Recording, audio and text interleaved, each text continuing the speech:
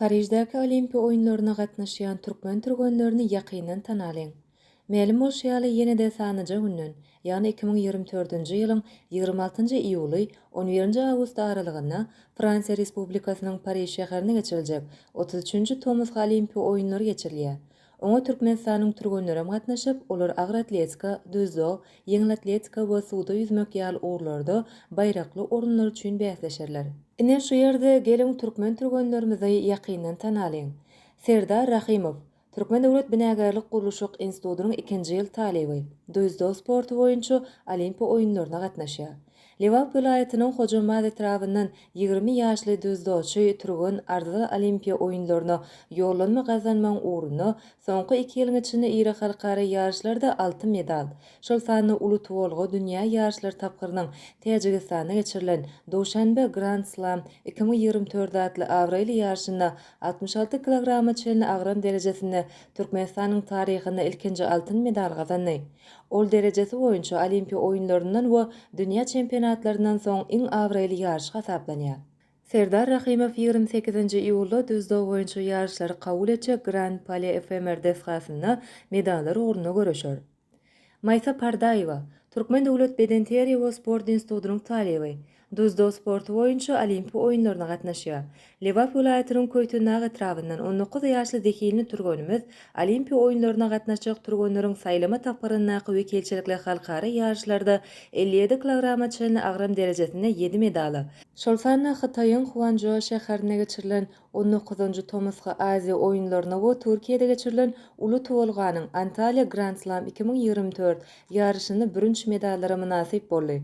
Olimpiya oýunlaryny Aziýanyň Kubogynyň eýesi we Ýewropanyň açyk çempionatynyň ýeňjisi bolan Maysa Pardaýewa 29-njy iýulda geçirijek tutuluşyklarda güýjüni synar.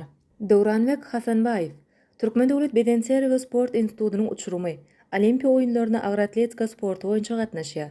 Daşowda vilayatynyň Agdepe etrafyndan agyr atletika boýunça 23 ýaşly sport usady Hasanbaýew Taýlandyň Phuket şäherinde geçirilen Dünýä Kubogyna üstünligi bilen Olimpiada gatnaşmaga hukuk gazandy. Ol şonu silkip götermekde altyn medal gazandy.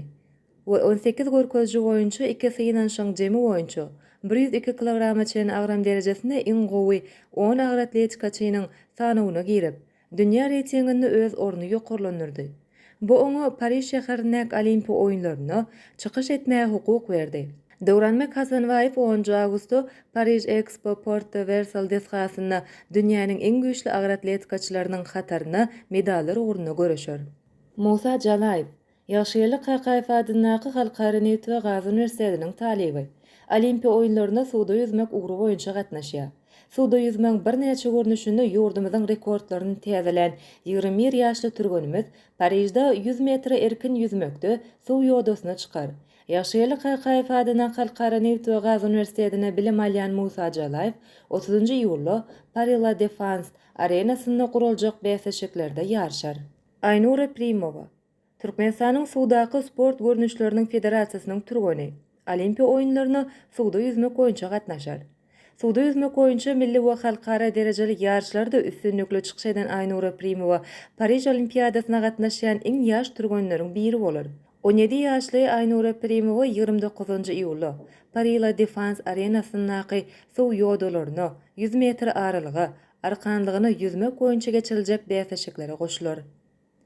Valentina Meredova, Gurulşyk we Binägerlik Ministrliginiň Gurulşyk we Binägerlik Sport kluby gojalyk müdirliginiň 1-nji derejeli türgeni, Olimpiya oýunlaryna ýeňil atletika boýunça gatnaşýar. 100 metr aralyga ylgamak boýunça Türkmenistanyň köp gezek çempionu we rekordçysy Valentina Meredova milli ýygnymyzyň iň tejribeli türgenidir. 2008-nji ýylda Pekinde geçirilen Tomsk Olimpiya oýunlaryna ýurdumyza wekilçilik eden 39 ýaşly türgen 2-nji awgustda Stade de France stadionuna ylgaw ýarşlaryna gatnaşar.